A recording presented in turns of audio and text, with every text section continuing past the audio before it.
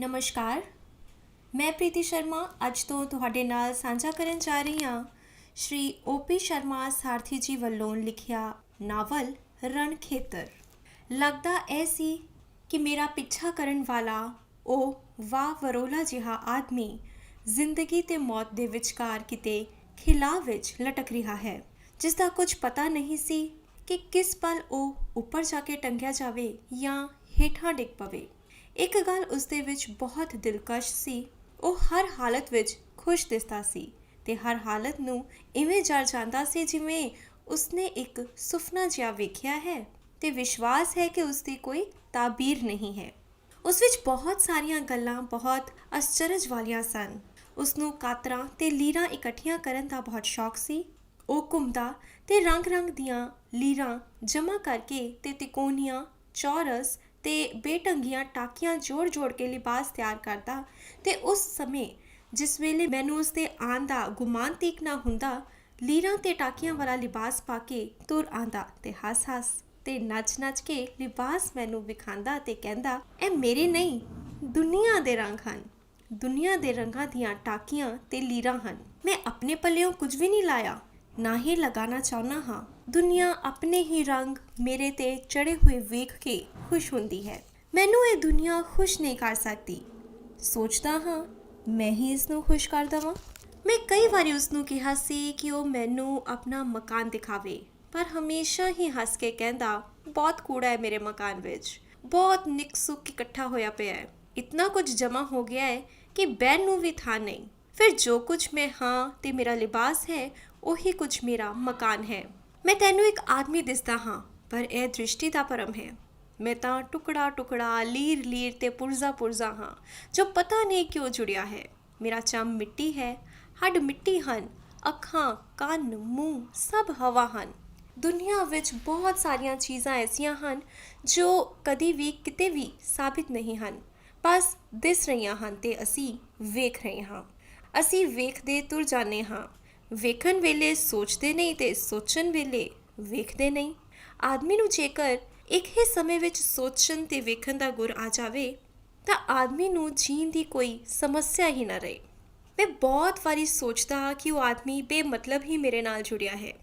ਇਸ ਨੂੰ ਆਪਣੇ ਆਪ ਤੋਂ ਵੱਖ ਕਰ ਦੇਵਾਂ, ਉਸ ਨੂੰ ਕਹਿ ਦੇਵਾਂ ਕਿ ਮੇਰਾ ਉਸ ਦਾ ਕੋਈ ਰਿਸ਼ਤਾ ਵਾਸਤਾ ਨਹੀਂ, ਜਾਂ ਫਿਰ ਉਸ ਨੂੰ ਕਹਿ ਦੇਵਾਂ ਕਿ ਜੇਕਰ ਉਹ ਮੇਰੇ ਨਾਲ ਜੁੜਿਆ ਰਹਿਣਾ ਚਾਹੁੰਦਾ ਹੈ ਤਾਂ ਉਸ ਨੂੰ ਮੇਰੇ ਵਾਂਗ ਹੋਣਾ ਪਏਗਾ, ਉਸ ਨੂੰ ਮੇਰੇ ਵਾਂਗਰ ਬਣਨਾ ਪਏਗਾ। ਮੈਂ ਇਹ ਨਿਸ਼ਚਾ ਵੀ ਕਰ ਲੈਂਦਾ ਕਿ ਉਸ ਨੂੰ ਮਿਲਦਿਆਂ ਹੀ ਫਟਕਾਰ ਦੇਵਾਂਗਾ, ਪਰ ਝੱਟ ਹੀ ਮੈਨੂੰ ਉਸ 'ਤੇ ਤਰਸ ਆ ਜਾਂਦਾ, ਇਹ ਸੋਚ ਕੇ ਕਿ ਉਹ ਮੈਨੂੰ ਆਪਣੇ ਬਹੁਤ ਨੇੜੇ ਸਮਝਦਾ ਹੈ। ਫਿਰ ਗੱਲ-ਗੱਲ ਮਗਰੋਂ ਉਹ ਮੇਰੀ ਪ੍ਰਸ਼ੰਸਾ ਵੀ ਕਰਦਾ ਹੈ। ਉਹ ਹਰ ਪਾਸਿਓਂ ਮੇਰਾ ਭਲਾ ਹੀ ਸੋਚਦਾ ਹੈ, ਉਪਕਾਰ ਹੀ ਸੋਚਦਾ ਹੈ। ਇੱਕ ਇਹ ਵੀ ਸੱਚ ਸੀ ਕਿ ਮੈਂ ਜਿਸ ਵਾਤਾਵਰਣ ਵਿੱਚ ਰਹਿ ਰਿਹਾ ਸੀ, ਉਹ ਨਾ ਸਾਹ ਲੈਣ ਦਾ ਵਾਤਾਵਰਣ ਸੀ ਤੇ ਨਾ ਸਾਹ ਛੱਡਣ ਦਾ। ਕਿਸੇ ਪਲ ਮੈਨੂੰ ਅਹਿਸਾਸ ਹੁੰਦਾ ਕਿ ਇਹ ਸਭ ਕੁਝ ਜੋ ਵੀ ਮੈਨੂੰ ਲੱਭ ਰਿਹਾ ਹੈ, ਮੈਂ ਇਸ ਦੇ ਲਈ ਹਾਂ ਤੇ ਇਹ ਸਭ ਮੇਰੇ ਲਈ ਹੈ। ਇਹ ਸਭ ਕੁਝ ਮੈਨੂੰ ਵਰਤ ਸਕਦਾ ਹੈ ਤੇ ਮੈਂ ਸਭ ਕੁਝ ਨੂੰ ਭੋਗ ਸਕਦਾ ਹਾਂ। ਮੈਂ ਕੁਝ ਹਾਂ, ਬਹੁਤ ਕੁਝ ਹਾਂ ਤੇ ਬਹੁਤ ਕੁਝ ਨੂੰ ਸਮੇਟ ਸਕਦਾ ਹਾਂ। ਪਰ ਜਿਸ ਪਲ ਮੈਨੂੰ ਆਪਣੇ ਅਸਤਿਤਵ ਦਾ ਸੱਚ ਵੇਚਣਾ ਪੈਂਦਾ ਜਾਂ ਕਿਸੇ ਨਕਲੀ ਜਾਂ ਫਰਜ਼ੀ ਚੀਜ਼ ਨੂੰ ਅਸਲ ਸਮਝ ਕੇ ਸਮਝੌਤਾ ਕਰਨਾ ਪੈਂਦਾ, ਤਾਂ ਮੈਨੂੰ ਅਹਿਸਾਸ ਹੁੰਦਾ ਕਿ ਹਰ ਪਾਸੇ ਜ਼ਹਿਰ ਖਿਲ ਰਿਹਾ ਹੈ। ਮੈਂ ਜ਼ਹਿਰ ਦੇ ਸਾਗਰ ਵਿੱਚ ਮੱਛੀ ਵਾਂਗੂ ਹਾਂ, ਵਿੱਚ ਜੀਣਾ ਵੀ ਔਖਾ ਹੈ ਤੇ ਬਾਹਰ ਵੀ ਮੌਤ ਹੈ। ਉਸ ਵੇਲੇ ਮੈਨੂੰ ਉਹ ਆਦਮੀ ਯਾਦ ਆਉਂਦਾ, ਉਸ ਦੀਆਂ ਗੱਲਾਂ ਯਾਦ ਆਉਂਦੀਆਂ, ਉਸ ਦੇ ਹਾਸੇ ਤੇ ਨਾਚ ਚੇਤੇ ਆਉਂਦੇ। ਫਿਰ ਮੇਰੀ ਤਾਂਘ ਹੁੰਦੀ ਕਿ ਉਹ ਮੈਨੂੰ ਮਿਲੇ, ਮੇਰੇ ਨਾਲ ਆਪਣੇ ਪਾਗਲਪਨ ਦੀਆਂ ਗੱਲਾਂ ਕਰੇ, ਆਪਣੀਆਂ ਹਰਕਤਾਂ ਨਾਲ ਉਹ ਮੈਨੂੰ ਮੇਰੇ ਤੋਂ ਖੋਹ ਲਵੇ, ਮੈਨੂੰ ਮੇਰੇ ਤੋਂ ਖੋਹ ਕੇ ਕਿਤੇ ਦੂਰ ਲੈ ਜਾਵੇ, ਜਿੱਥੇ ਇਹ ਵਾਤਾਵਰਣ, ਇਹ ਲੋਕ, ਇਹ ਚੀਜ਼ਾਂ, ਇਹ ਦ੍ਰਿਸ਼, ਇਹ ਆਵਾਜ਼ਾਂ, ਸ਼ੋਰ ਹੰਗਾਮੇ, ਸਮਝੌਤੇ, ਵਪਾਰ, ਮਸਲਤਾਂ ਨਾ ਹੋਣ। ਉੱਥੇ ਮੈਂ ਹੋਵਾਂ ਤੇ ਉਸਦੇ ਲੀਰਾਂ ਤੇ ਟਾਕੀਆਂ ਵਾਲੇ ਲਿਬਾਸ ਹੋਣ। ਮੈਂ ਵੇਖਦਾ ਰਹਾਂ ਤੇ ਉਹ ਨੱਚਦਾ ਰਹੇ ਤੇ ਆਪਣੀ ਕਹਾਣੀ, ਆਪਣੇ ਕਿੱਸੇ ਤੇ ਰੁਦਾਦਾਂ ਸੁਣਾਉਂਦਾ ਰਹੇ। ਕਦੀ-ਕਦੀ ਉਹ ਇੱਕਦਮ ਮੈਨੂੰ ਹੈਰਾਨ ਵੀ ਕਰ ਦਿੰਦਾ। ਆਂਦਿਆਂ ਹੀ ਕਹਿੰਦਾ, ਤੂੰ ਬਹੁਤ ਪਰੇਸ਼ਾਨ ਹੈ, ਪਰ ਤੂੰ ਆਪਣੀ ਪਰੇਸ਼ਾਨੀ ਆਪ ਮੁੱਲ ਲਈ ਹੈ। ਤੇਰੀਆਂ ਸਾਰੀਆਂ ਪਰੇਸ਼ਾਨੀਆਂ ਦਾ ਇੱਕ ਹੀ ਇਲਾਜ ਹੈ, ਬਹੁਤ ਸੌਖਾ ਇਲਾਜ। ਕੀ ਇਲਾਜ ਹੈ ਮੇਰੀਆਂ ਪਰੇਸ਼ਾਨੀਆਂ ਦਾ? ਮੈਂ ਸੱਚ ਹੀ ਉਸ ਵੱਲ ਖਿੱਚਿਆ ਜਾਂਦਾ। ਇੱਕ ਗਿੱਠ ਦਾ ਫਾਸਲਾ ਹੈ, ਪਰ ਮੈਨੂੰ ਵਿਸ਼ਵਾਸ ਹੈ ਤੂੰ ਟੱਪ ਨਹੀਂ ਸਕਦਾ। ਕਿਹਾ ਫਾਸਲਾ? ਕੀ ਟੱਪਣਾ ਹੈ? ਮੈਂ ਉਸ ਤੋਂ ਪੁੱਛਦਾ। ਮੇਰੇ ਵਾਂਗੂ ਹੋ ਜਾ, ਆਪਣੇ ਆਪ ਨੂੰ ਮੇਰੇ ਵਾਂਗਨ ਕਰ ਲੈ। ਮੈਂ ਹੱਸ ਪੈਂਦਾ। ਫਿਰ ਕੀ ਹੋਏਗਾ? ਫਿਰ ਤੈਨੂੰ ਗਿਆਨ ਹੋ ਜਾਏਗਾ ਕਿ ਪਰੇਸ਼ਾਨੀ ਨੂੰ ਵਜੂਦ ਦੇਣ ਵਾਲਾ ਆਦਮੀ ਆਪ ਹੀ ਹੈ। ਇਹ ਨਾ ਤਾਂ ਕਿਤੋਂ ਆਂਦੀ ਹੈ ਤੇ ਨਾ ਹੀ ਕਿਤੇ ਜਾਂਦੀ ਹੈ। ਤੂੰ ਬਹੁਤ ਪੇਚੀਦਾ ਗੱਲ ਕਰਨ ਦਾ ਆਦੀ ਹੈ ਤੇ ਤੇਰੀ ਪੇਚੀਦਗੀ ਵਿੱਚ ਕੁਝ ਪਾਗਲਪਨ ਵੀ ਸ਼ਾਮਿਲ ਹੁੰਦਾ ਹੈ। ਭਲਾ ਮੈਂ ਤੇਰੇ ਵਾਂਗੂ ਜਾਂ ਤੂੰ ਮੇਰੇ ਵਾਂਗੂ ਕਿਵੇਂ ਹੋ ਸਕਦਾ ਹੈ? ਉਹ ਠਹਾਕਾ ਮਾਰ ਕੇ ਹੱਸ ਪੈਂਦਾ। ਹੁਣ ਨੂੰ ਕੌਣ ਕਹਿ ਰਿਹਾ ਹੈ? ਇਹ ਅਹਿਸਾਸ ਦੀ ਗੱਲ ਹੈ। ਆਪਣੇ ਆਪ ਨੂੰ ਇਹ ਕਹਿ ਦੇਣਾ ਕਿ ਮੈਂ ਉਸਦੇ ਵਾਂਗੂ ਹੋ ਗਿਆ ਤੇ ਉਹ ਮੇਰੇ ਵਾਂਗੂ ਹੋ ਗਿਆ ਹੈ। ਮੈਨੂੰ ਜਾਪਦਾ ਗੱਲ ਤਾਂ ਬਹੁਤ ਸਿੱਧੀ ਹੈ, ਬਹੁਤ ਸਧਾਰਨ ਹੈ। ਬਸ ਅਹਿਸਾਸ ਹੀ ਕਰਨਾ ਹੈ। ਪਰ ਅਹਿਸਾਸ ਕਰਨ ਨਾਲ ਜਾਂ ਆਪਣੇ ਆਪ ਨੂੰ ਕਹਿ ਦੇਣ ਨਾਲ ਆਦਮੀ ਬਦਲ ਜਾਂਦਾ ਹੈ? ਮੈਨੂੰ ਇਹ ਇੱਕ ਗੁੱਝਾ ਜਿਹਾ ਪ੍ਰਸ਼ਨ ਲੱਗਦਾ। ਫਿਰ ਮੈਂ ਉਸਨੂੰ ਪੁੱਛਦਾ, ਤੂੰ ਆਪਣੇ ਆਪ ਨੂੰ ਇਹ ਗੱਲ ਕਹਿ ਕੇ ਆਪਣੇ ਆਪ ਨੂੰ ਵਿਸ਼ਵਾਸ ਦਿਵਾ ਸਕਦਾ ਹੈ ਕਿ ਤੂੰ ਮੇਰੇ ਵਾਂਗੂ ਜਾਂ ਕਿਸੇ ਵਾਂਗੂ ਹੋ ਗਿਆ ਹੈ? ਇਹ ਜ਼ਰੂਰਤ ਦੀ ਗੱਲ ਹੈ। ਜ਼ਰੂਰਤ ਪੈਣ 'ਤੇ ਕਹਿ ਵੀ ਸਕਦਾ ਹਾਂ, ਪਰ ਅਜੇ ਤੀਕ ਕਦੀ ਵੀ ਇਸ ਦੀ ਲੋੜ ਨਹੀਂ ਪਈ। ਇੱਕ ਦਿਨ ਉਹ ਆਇਆ ਤੇ ਉਸਨੇ ਚਿਹਰਿਆਂ ਦੀ ਗੰਢ ਚੁੱਕੀ ਹੋਈ ਸੀ। ਉਸਨੇ ਆਂਦਿਆਂ ਹੀ ਗੰਢ ਖੋਲ੍ਹੀ ਤੇ ਮੇਰੇ ਅੱਗੇ ਚਿਹਰੇ ਖਿਲਾਰ ਦਿੱਤੇ। ਇਹ ਨਵਾਂ ਧੰਦਾ ਕੀ ਹੈ? ਮੈਂ ਉਸਨੂੰ ਪੁੱਛਿਆ। ਇਹ ਚਿਹਰੇ ਹਨ। ਅੱਜ ਦੇ ਸਮੇਂ ਵਿੱਚ ਕਈ ਮਸਲਿਆਂ ਤੇ ਸਮੱਸਿਆਵਾਂ ਦਾ ਹੱਲ ਇਹ ਚਿਹਰੇ ਵੀ ਹਨ। ਇਹ ਚਿਹਰੇ ਕਿਵੇਂ ਮਸਲੇ ਹੱਲ ਕਰ ਸਕਦੇ ਹਨ? ਮੈਂ ਹੈਰਾਨੀ ਨਾਲ ਪੁੱਛਿਆ। ਤੂੰ ਮੈਨੂੰ ਸ਼ਦਾਈ ਕਹਿਣਾ ਹੈ? ਮੈਂ ਜਾਣਦਾ ਤੂੰ ਮੇਰੇ ਤੋਂ ਪਿੱਛਾ ਛੁਡਾਉਣਾ ਚਾਹੁੰਦਾ ਹੈ। ਤੂੰ ਕਦੇ ਵੀ ਇਹ ਨਹੀਂ ਸੋਚਿਆ ਕਿ ਦੁਨੀਆ ਦੀ ਮੰਡੀ ਵਿੱਚ ਇਹ ਵਪਾਰ ਤੇ ਇਸ ਦਾ ਰਿਵਾਜ ਬਹੁਤ ਪੁਰਾਣਾ ਹੈ। ਜਿਸ ਵੇਲੇ ਆਦਮੀ ਦੀ ਕੀਮਤ ਘੱਟ ਹੋ ਜਾਵੇ ਤਾਂ ਚਿਹਰਿਆਂ ਦਾ ਮੁੱਲ ਵੱਧ ਜਾਂਦਾ ਹੈ। ਜਿਸ ਸਮੇਂ ਚਿਹਰਿਆਂ ਦੇ ਮੁੱਲ ਘੱਟ ਜਾਣ ਤਾਂ ਆਦਮੀ ਦੀ ਕੀਮਤ ਵੱਧ ਜਾਂਦੀ ਹੈ। ਜੇਕਰ ਤੂੰ ਇਹ ਸਮਝਦਾ ਹੈ ਕਿ ਤੇਰੀ ਕੀਮਤ ਗਿਰ ਗਈ ਹੈ ਤਾਂ ਚਿਹਰਾ ਪਾ ਕੇ ਤੂੰ ਆਪਣਾ ਮੁੱਲ ਵਧਾ ਸਕਦਾ ਹੈ। ਇਹ ਵੇਖ, ਇਹ ਇੱਕ ਸਮਾਜ ਸੇਵਕ ਦਾ ਚਿਹਰਾ ਹੈ ਜਿਸ ਨੂੰ ਸਮਾਜ ਨਾਲ ਕੋਈ ਸਰੋਕਾਰ ਨਹੀਂ। ਇਹ ਸਿਰਫ ਆਪਣੀ ਸੇਵਾ ਕਰਨੀ ਚਾਹੁੰਦਾ ਹੈ, ਪਰ ਚਿਹਰਾ ਹੋਣ ਕਰਕੇ ਇਸ ਦੇ ਪਾਉਣ ਵਾਲੇ ਨੂੰ ਸਮਾਜ ਸੇਵਕ ਕਹਿ ਕੇ ਪੂਜਿਆ ਜਾਂਦਾ ਹੈ। ਇਹ ਦੂਜਾ ਚਿਹਰਾ ਇੱਕ ਸਾਹਿਤਕਾਰ ਦਾ ਚਿਹਰਾ ਹੈ ਜਿਸ ਕੋਲ ਕੋਈ ਹਿੱਤ ਦਾ, ਪਰਉਪਕਾਰ ਦਾ, ਸਾਥ ਦਾ ਭਾਵ ਨਹੀਂ।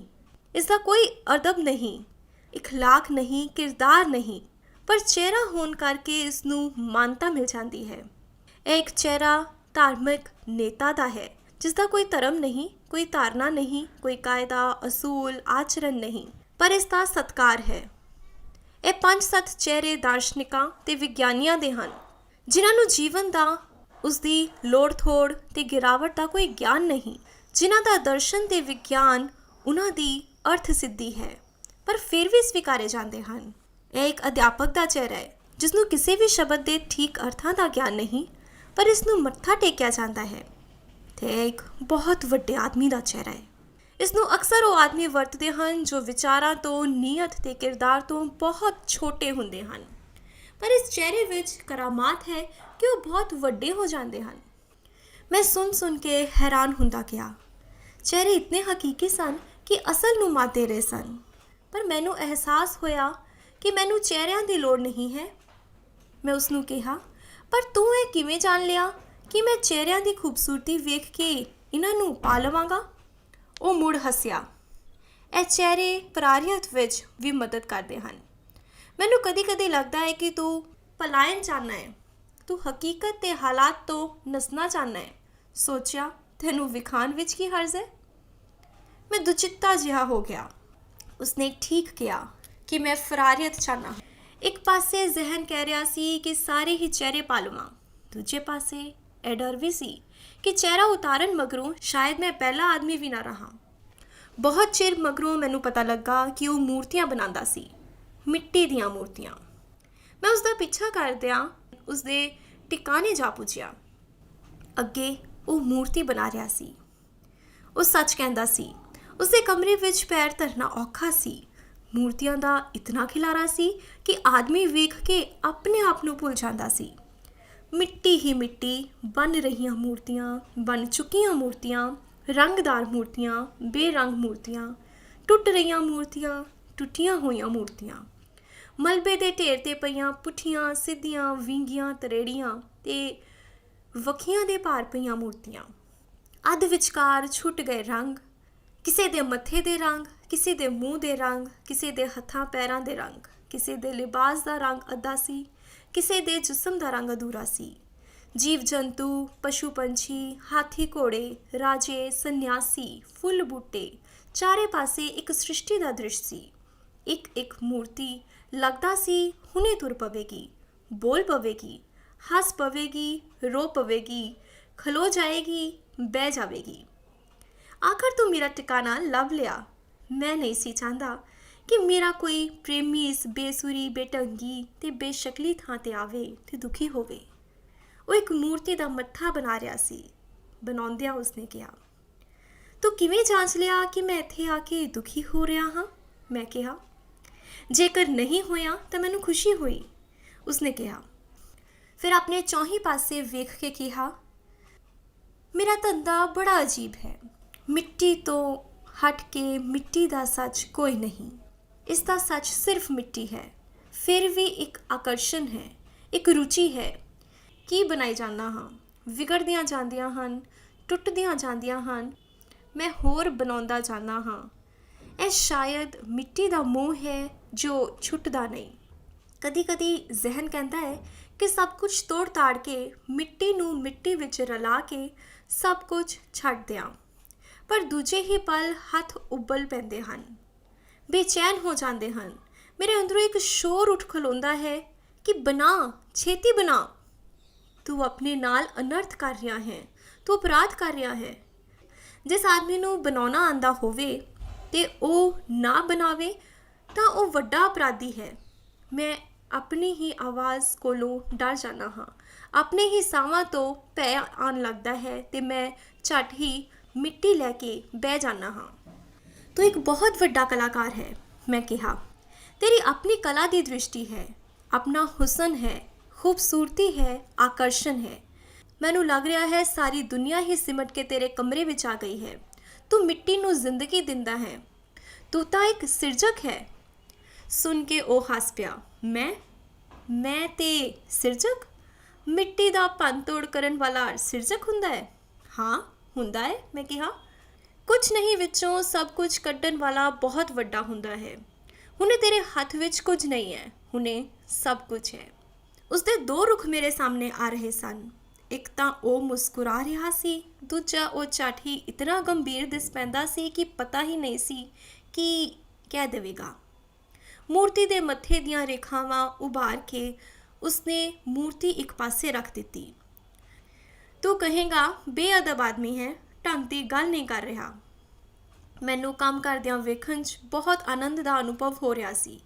ਨਾਲ ਹੀ ਮੈਂ ਸੋਚ ਰਿਹਾ ਸੀ, ਆਦਮੀ ਦਿਸਦਾ ਕੁਝ ਹੋਰ ਹੈ, ਨਿਕਲਦਾ ਕੁਝ ਹੋਰ ਹੈ। ਮੈਨੂੰ ਆਪਣਾ ਕੁਝ ਪਤਾ ਨਹੀਂ, ਮੈਂ ਕੀ ਹਾਂ ਕਹਿ ਨਹੀਂ ਸਕਦਾ, ਪਰ ਇਤਨਾ ਜਾਣਦਾ ਹਾਂ ਕਿ ਮੈਂ ਆਦਮੀ ਨਹੀਂ ਹਾਂ। ਤੂੰ ਪੂਰਾ ਆਦਮੀ ਹੈ, ਇੱਕ ਮੁਕੰਮਲ ਕਲਾਕਾਰ, ਮੈਂ ਕਿਹਾ ਤਾਂ ਕੁਝ ਉਦਾਸ ਜਿਹਾ ਦਿਸਣ ਲੱਗਾ। ਦੂਰ ਖਲਾਅ ਵਿੱਚ ਵੇਖਦਿਆਂ ਹੌਲੀ ਹੌਲੀ ਕਹਿਣ ਲੱਗਾ, ਆਦਮੀ ਕੀ ਹੁੰਦਾ ਹੈ? ਜੀਵਨ ਕੀ ਹੈ? ਕਿਵੇਂ ਜੀਵਨ ਨੂੰ ਗੁਜ਼ਾਰਿਆ ਹੈ ਨਹੀਂ ਜਾਣਦਾ। ਮੈਂ ਤਾਂ ਕਿਤੇ ਹੈ ਹੀ ਨਹੀਂ।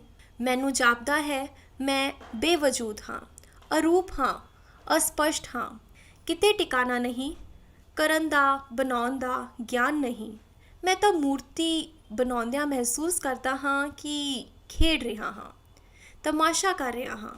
ਤਮਾਸ਼ਾ ਕਰਦਿਆਂ ਤਮਾਸ਼ੇ ਵਿੱਚ ਰਲ ਕੇ ਤਮਾਸ਼ਾ ਹੋ ਰਿਹਾ, ਮਿੱਟੀ ਵਿੱਚ ਰਲ ਕੇ ਮਿੱਟੀ ਹੋ ਰਿਹਾ, ਸਿਰ ਵਿੱਚ ਰਲ ਕੇ ਸਿਰ ਤੇ ਮੱਥਾ ਹੋ ਰਿਹਾ, ਹੱਥਾਂ ਪੈਰਾਂ ਤੇ ਅੱਖਾਂ ਵਿੱਚ ਰਲ ਕੇ ਹੱਥ ਪੈਰ ਤੇ ਅੱਖਾਂ ਹੋ ਰਹੀਆਂ। ਮੈਂ ਸਭ ਕੁਝ ਹੋ ਰਿਹਾ, ਮੈਂ ਸਭ ਕੁਝ ਕਰ ਰਿਹਾ ਤੇ ਕੁਝ ਵੀ ਨਹੀਂ ਕਰ ਰਿਹਾ। ਇਹ ਸਭ ਕੁਝ ਹੋ ਰਿਹਾ ਹੈ, ਮੈਂ ਵੀ ਨਾਲ ਨਾਲ ਹੋ ਰਿਹਾ ਹਾਂ, ਮਿੱਟੀ ਹੋ ਰਿਹਾ, ਪਾਣੀ ਵਿੱਚ ਰਲ ਕੇ ਗੁੰਨਿਆ ਜਾ ਰਿਹਾ। ਫਿਰ ਮੈਂ ਨੈਣ ਨਕਸ਼ ਬਣ ਰਿਹਾ, ਫਿਰ ਹਵਾ ਵਿੱਚ ਰਹਿ ਕੇ ਆਠਰ ਰਿਹਾ, ਫਿਰ ਅੱਗ ਵਿੱਚ ਪੱਕ ਰਿਹਾ, ਫਿਰ ਖੂਬਸੂਰਤ ਰੰਗ ਹੋ ਰਿਹਾ, ਫਿਰ ਟੁੱਟਣਾ ਸ਼ੁਰੂ ਹੋ ਗਿਆ ਹਾਂ, ਫਿਰ ਮਿੱਟੀ ਹੋ ਗਿਆ ਹਾਂ। ਇਹ ਹੈ ਮੇਰਾ ਸਾਰਾ ਸਫ਼ਰ, ਸਾਰੀ ਯਾਤਰਾ, ਸਾਰਾ ਗੇੜ। ਮੈਂ ਮਿੱਟੀ 'ਚ ਹਾਂ, ਮਿੱਟੀ ਮੇਰੇ 'ਚ ਹੈ। ਰੰਗ ਬਦਲ ਕੇ ਫਿਰ ਮੈਂ, ਫਿਰ ਮਿੱਟੀ, ਫਿਰ ਮੈਂ, फिर मिट्टी, फिर मैं, फिर मिट्टी। आदमी किथे है, आदमी किवें है। फिर ਉਹ ਬਾਹਰ ਆ ਗਿਆ, ਮੈਂ ਵੀ ਉਸ ਦੇ ਨਾਲ ਬਾਹਰ ਆ ਗਿਆ। ਆਸ-ਪਾਸ ਵੀਰਾਨ ਜਿਹੀ ਥਾਂ ਸੀ, ਟਿੱਬੇ ਟੋਏ ਸਨ, ਕੁਝ ਝਾੜ ਪੱਤਰ, ਕੁਝ ਨੰਗੇ ਰੁੱਖ, ਕਿਤੇ ਕਿਤੇ ਮਿੱਟੀ ਦੇ ਢੇਰ, ਛੋਟੇ ਛੋਟੇ ਆਵੇ, ਬੁੱਝੇ ਹੋਏ ਆਵੇ, ਨਕਾਰਾ ਆਵੇ, ਕੰਮ ਦੇ ਆਵੇ।